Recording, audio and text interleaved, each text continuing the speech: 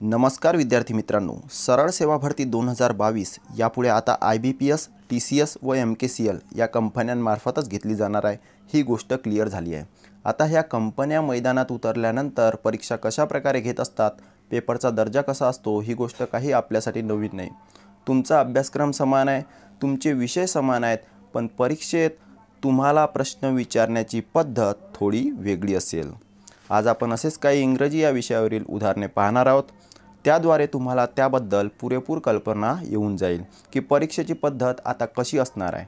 त्याआधी तुम्ही जर चॅनलवर नवीन असाल तर चॅनलला सबस्क्राइब करत चला मित्रांनो, कारण आपल्या चॅनलवर अभ्यासपूरक अशी अपडेटेड माहिती तुम्हाला दररोज दिली जाते। चला तर पहिला प्रश्न बघा, स्पॉटिंग द एररचा क्वेश्चन आहे। 4 भाग दिलेला आहे प्रश्नामध्ये। बघा, the loss of jobs is regarded by some as an necessary evil in the fight against inflation, no error। बघा, या प्रश्नामध्ये 4 भाग दिलेले आहे। कोणता भाग चुकीचा असेल हे आपल्याला ओळखायचं आहे। यासाठी आपल्याला 4ही भागांचं नीट निरीक्षण करावं लागते।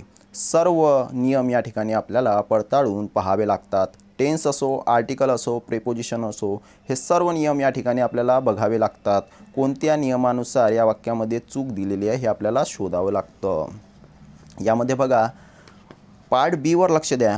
Is regarded by some as an necessary evil. ठीक आहे, यामध्ये जो नेसेसरी हा शब्द आहे मित्रांनो, त्या नेसेसरी शब्दाच्या आधी ॲनचा प्रयोग केलेला आहे, जो की चुकीचा आहे। नेसेसरीच्या आधी एचा वापर असायला हवा, कारण नेसेसरीमधला एन जो आहे तो आहे व्यंजन, आणि व्यंजनाच्या आधी आर्टिकल काय येतं, ए। म्हणून या ठिकाणी ॲनचा जो प्रयोग आहे तो चुकीचा आहे। म्हणजेच पार्ट बी आपलं हे उत्तर चुकीचं आहे। अशा प्रकारचा प्रश्न तुम्हाला परीक्षेत विचारला जाणार आहे। बघा, हा प्रश्न तुम्हाला सरळ भाषेत सुद्धा विचारण्यात गेला असता, पण यामध्ये 4 भागात शिल्लकची वाक्य टाकून तोच प्रश्न अशा पद्धतीने विचारला आहे। म्हणजे बघा, सरळ हाताने घास न घेता तोच घास तुम्हाला घुमून फिरून दिलेला आहे। लक्षात घ्या, अभ्यासक्रम तोच आहे, पॅटर्न तोच आहे, फक्त क्वेश्चन बदललेले आहेत। बघा, correct the sentence grammatically. She went to gym despite of her illness.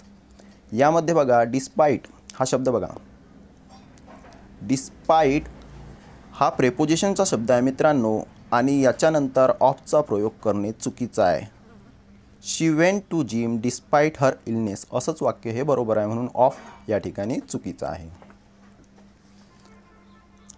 ठीक आहे, आता तिसरं वाक्य बघा, select the synonyms of Spartan. बघा, तुम्हाला आता समानार्थी शब्दसुद्धा कठीण मिळणार आहे परीक्षेमध्ये। स्पार्टन त्याचा समानार्थी काय होतो, ब्रेव। हा शब्द तुम्हाला कोण्याच पुस्तकात भेटणार नाही। असे प्रश्न तुम्हाला विचारले जातील। Rearrange the part of the sentence in correct order. बघा, द क्वेश्चन या प्रश्नामध्ये बघा, तुम्हाला वाक्य पूर्ण बनवायचं आहे। बघा, द क्वेश्चन, क्वेश्चन नंतर आर येईल का, नाही, क्वेश्चन नंतर येईल is. The question is whether we नंतर येईल are, we are on the right path to the goal. म्हणजेच बघा, पूर्ण वाक्य कसं तयार होईल, the question is whether we are on the right path to the goal. QPR असा यांचा क्रम लागेल। अशा प्रकारचं सुद्धा तुम्हाला आता प्रश्न विचारण्यात येऊ शकतात। पुढचा प्रश्न बघा, which option represent the correct order of the given words as they would appear in an English dictionary. English डिक्शनरीनुसार तुम्हाला शब्दांचा क्रम लावायचा आहे। म्हणजे बघा, सुरुवातीचा शब्द येईल MAK। ठीक आहे, मेकिंग हा शब्द सुरुवातीला येईल। त्यानंतर येईल तुमचा मॅनेजमेंट हा शब्द, MAN मॅनेजमेंट। के नंतर यन येतो, म्हणून हा दुसरा शब्द येईल। त्यानंतर तुमचा तिसरा शब्द येईल मित्रांनो, मॅनकाइंड, कारण परत केचा वापर आलेला आहे यन नंतर। चौथा येईल मॅनर, आणि 5वा येईल मॅन्युस्क्रिप्ट। म्हणजेच तुमचं ऑप्शन क्रमांक C 5 4 1 2 3 असा क्रम लागेल या शब्दांचा। 6वा प्रश्न बघा, आय विश आय रिकामी जागा ए बर्ड। बघा, या ठिकाणी एक विश आहे जी कधीच पूर्ण होऊ शकत नाही. काल्पनिक वाक्य आहे म्हणून सब्जेक्टसोबत वेअरचा वापर या ठिकाणी केला जातो. I wish I were a bird. वाचचा वापर या ठिकाणी होणार नाही. इज नाही होणार, आर होणार नाही. ठीक आहे, लक्षात घ्यायचं. 7वा प्रश्न बघा. It is only after the match is over that people realise how exciting it is. या ठिकाणी बघा ऑप्शन क्रमांक बी जे आहे द मॅच इज ओव्हर.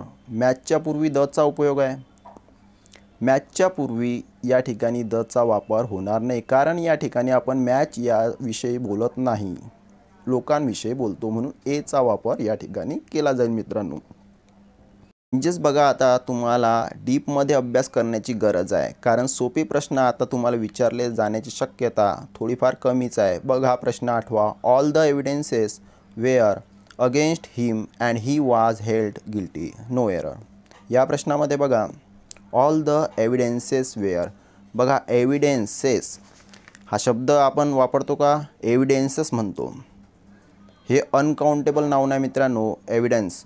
आणि त्यानंतर कोणतंही एस प्रत्यय लागत नाही, कारण अनेक वचनामध्ये असं हे होऊ शकत नाही.